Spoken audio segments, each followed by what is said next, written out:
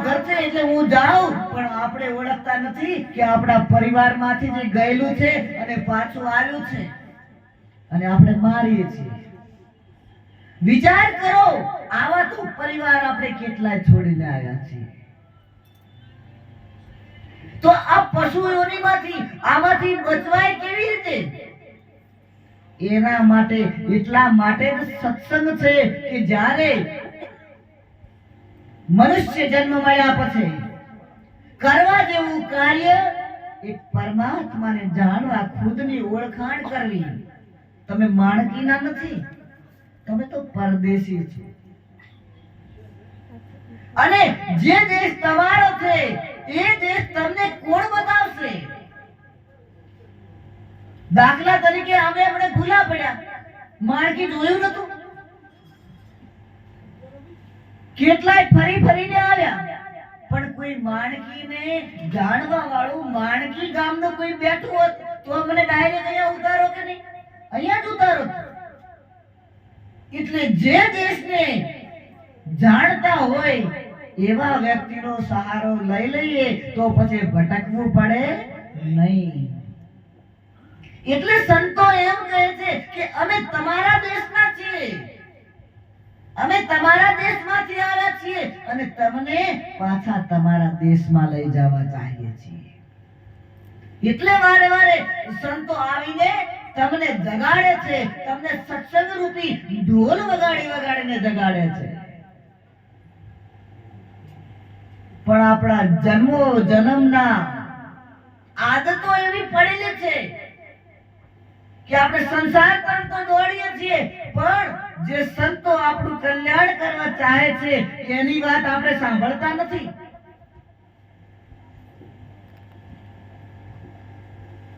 નારદજી સંત છે, એમને ચિંતા થઈ કે લાવો ને મૃત્યુ લોકમાંથી સ્વર્ગ આખું ખાલી પડ્યું છે, વૈકુંઠ ખાલી પડ્યું છે, લાવો ને અમુક માણસોને લઈ જાવ ત્યાં અને આરામથી રહેશે.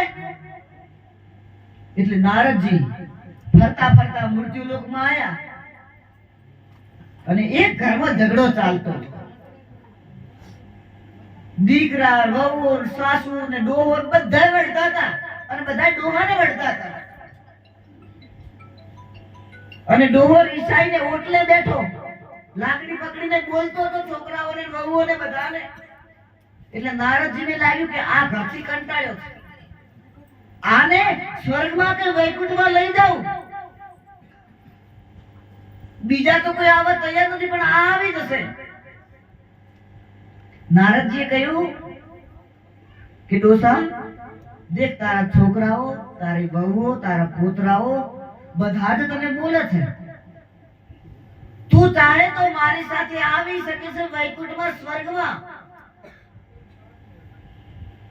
ત્યારે ડોસો ખીજાયેલો હતો ત્યારે કહ્યું, નારદજી આવું તો છે, પણ 2 દિવસ વાટ જોવો પછી આવું. નારદજી ફરીને 2 દિવસે આવ્યા એટલે ગુસ્સો ત્યાં સુધી ઉતરી ગયો હતો ડોહાનો. ઘરમાં મનામણા થઈ ગયા હતા. નારદજી કહ્યું, ડોહા ચાલ હવે 2 દિવસ થઈ ગયા, હું તને વૈકુંઠ લઈ જાઉં. ત્યારે ડોસાએ કહ્યું કે નારદજી હમણાં નહીં, મારા દીકરાના હમણાં લગ્ન થયા છે અને આ લગ્નમાં એટલું બધું ખર્ચ થઈ ગયું છે કે થોડોક હું ખ્યાલ રાખું, છોકરાઓને બોલું કે ખેતી સારી રીતે કરો તો આ ખર્ચો ઉતરી જાય. એટલે હમણાં આવવું નથી, 2 વર્ષ 1-2 વર્ષ પછી આવીશું. નારદજી કહે સારું. નારદજી 2 વર્ષે આવ્યા એટલે ડોસાના દીકરાઓને પૂછ્યું કે તમારો બાપ ક્યાં ગયા? તો દીકરાઓએ કહ્યું કે અમારો ડોસો તો મરી ગયો, એ તો સ્વર્ગમાં ગયો, સ્વર્ગવાસ થઈ ગયો. નારદજી કે સ્વર્ગમાંથી તો હું આવું છું, ડોસો તો ત્યાં આવ્યો નથી અને સ્વર્ગવાસ કેવી રીતે થઈ ગયો? નારદજીએ ધ્યાન લગાવીને જોયું ત્યારે ગાયો ને ભેંસોનું ટોળું તો એમાં રેડલો થઈને જન્મ્યો હતો. નારદજીએ રેડલાની પાસે કહ્યું, ડોહા દેખ, માણસમાંથી પશુ બન્યો છે હવે તારે આવવું છે વૈકુંઠમાં સ્વર્ગમાં? ત્યારે રેડલાએ કહ્યું, નારદજી, મારા દીકરાઓ ઉપર લેણું ચડ્યું છે. હવે હું રેડલો થઈને એટલા માટે જન્મ્યો છું કે હું સારો બળદ બનું અને એવી ખેતી કરું કે એનું બધું લેણું ઉતારી દઉં. પછી આવીશ 2-4-5 વર્ષ પછી. તમે 5 વર્ષ પછી આવજો નારદજી. નારદજી કહ્યું કે સારું. 5 વર્ષ એ બળદે ખેતરમાં એટલી મહેનત કરી કે આખા ઢાળિયા મોટા મોટા અનાજના કોથળાઓથી ભરાઈ ગયા. અને 5-6 વર્ષ થયા, નારદજી આવ્યા. એમના દીકરાઓને કહ્યું કે તમારા પેલા જે બળદ હતો વાડામાં ઉભો રહેતો બળદ ક્યાં ગયો? ત્યારે દીકરાએ કહ્યું કે મહારાજ, મહાત્માજી, એ બળદ નતો, એ તો અમારો બાપ હતો, એટલી અમારી મદદ કરી છે.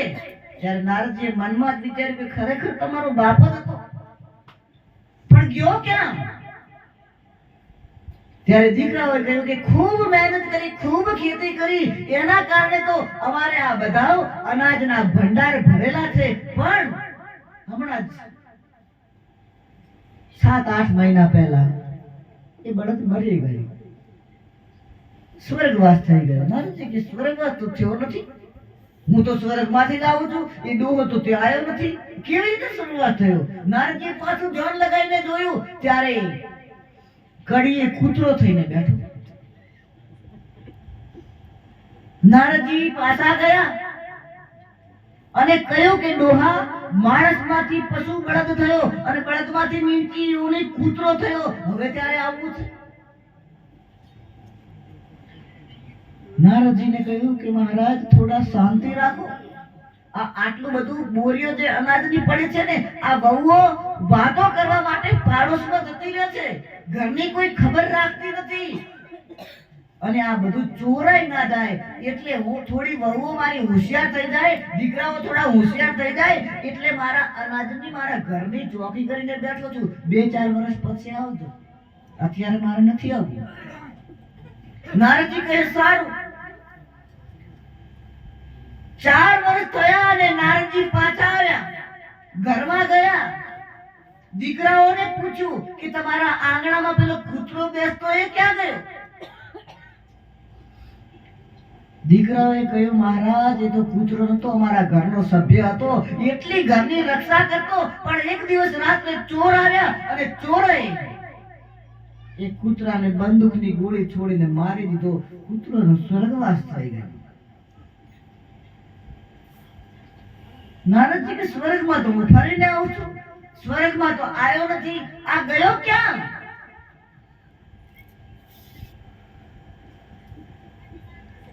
નારદજીએ ધ્યાનમાં લગાવીને જોયું. એટલી વારમાં એક દીકરાની વહુ પાણી ભરીને આવતી હતી અને દીકરો ઘરમાં સૂતો હતો. નળિયાવાળું ઘર હતું અને નળિયાવાળું ઘર હતું તો એમાંથી થોડો સૂર્યનો પ્રકાશ એ દીકરાના મોઢા ઉપર, પોતરાના મોઢા ઉપર પડતો હતો. તો ડોસો સાપ બનીને એ તડકો પોતરા ઉપર ના પડે, એ પોતરા ઉપર એટલે ઢાંકી એ તડકાને આડો રહી અને એ દીકરાને પ્રકાશ ના પડે છોયલો આપતો હતો. અને એટલી વારમાં બહુ પાણી ભરીને આવી અને સાપ જોયો અને માટલું ત્યાં જ પડતું કર્યું. સાપ સાપ સાપ કરીને રાડ્યો કરતી બહાર આવી અને ત્યાં સુધી નારદે ધ્યાન લગાવીને જોયું તો એ ડોસો સાપ બનીને બેઠો હતો. બધાએ ધોકો લઈને મારવા દોડ્યા. એટલી વારમાં નારદજીએ કહ્યું કે ઉભા રહો, મારો નહીં, મને મંત્ર આવડે છે. હું હમણાં જ સાપની પાસે જઈને મંત્ર બોલીશ તો સાપ નીકળી જશે, જતો રહેશે, તમે કશું ના કરો. બધાએ પાછા હટી ગયા, દૂર જતા રહ્યા. નારદજી પાસે આવ્યા અને કાનમાં જઈને કહ્યું કે દેખ ડોસા, પેલા માણસ હતો, મારું કહેવું ના માન્યું એટલે પશુ બળદ બન્યો, તોય ના માન્યો મારું કહેવું એટલે કૂતરો બન્યો, તોય ના માન્યો અને હવે સાપ બન્યો છે. હવે તારે આવવું છે. ત્યારે સાપની યોનિમાં રહેલો ડોસો કહેવા લાગ્યા કે મારી પાછળ કેમ પડ્યો છે તું નારદ? પણ કે પેલા તને મારવા તૈયાર છે, એ મારા દીકરા, એ મારા પુત્ર, એ મને મારે કે ગાયો બોલે કે ગમે તે કરે, તારે શું જોવાનું? તું તાર જાત સ્વર્ગમાં, મારે નથી આવવું. ત્યારે નારદજીએ કહ્યું કે આ સાપ તો બહુ અઠીલો છે, આ મંત્ર બોલવાથી પણ નથી જતો, હવે તમારે મારી દેવો તો મારી દો. બધાય ઘરના દોડ્યા, ધોકા લાકડીઓ લઈ અને સાપને ત્યાં મારી દીધો. વિચાર કરો, આપણે જે પરિવાર માટે આટલા બધા દોડીએ છીએ અને પશુઓની, પક્ષીઓની, જીવ જંતુની યોની પ્રાપ્ત કરીએ છીએ, આપણને શું પ્રાપ્ત થશે? જો જ્યાં સુધી કોઈ સાધુના શરણે જઈ અને પોતાની આત્માની ઓળખાણ ના કરી, ત્યાં સુધી આ ભવના ફેરા ટળવાના નથી. દરેક જીવ ભ્રમણામાં છે, દરેકને ભ્રમણા છે કે હું માણકીનો છું, મારું નામ આ છે, મારું નામ આ છે, હું આ વ્યક્તિ છું. એટલે સંતો તમારી આ ભ્રમણા ભાગે છે, અને જેની ભ્રમણા ભાગી જાય એના ભવના ફેરા ટળી જાય છે. વિચાર કરો, તમે શું છો? આ ખોખાનું નામ આપી દીધું માતા પિતાએ, તો આ ખોખાનું નામ છે, પણ તમે કોણ છો? તમને પૂછવામાં